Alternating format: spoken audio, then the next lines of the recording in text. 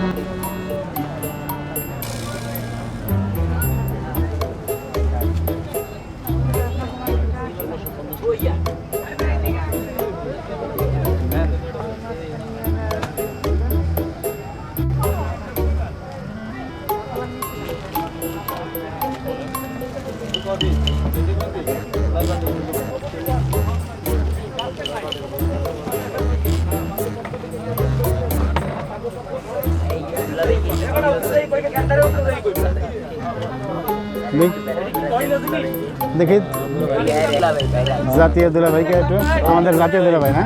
জাতীয় দুলাভাই। আচ্ছা এটা বুঝেন তো ভাই একটু কেমন জাতীয় দুলাভাই? সবার দুলাভাই তো হইতে পারে না। জাতীয় দুলাভাই। জাতীয় দুলাভাই। কি আছে ভাই, ভালো আছেন? ইনশাআল্লাহ। সবাই ভালো আছেন? মামা, হ্যাঁ সবার মামা, ন্যাশনাল মামা। কাস্টমার নেই। আর এই যে সবাই না না হলে ওই যে কাস্টমার সবাই না না আমাদের মার্কেটে কাস্টমার নেই। ঠিক আছে? কাস্টমার কম না? হ্যাঁ, অনেক কম। সব জায়গায় সব সিজন থেকে এই সিজনটা একটু সারা ঢাকায় একই অবস্থা।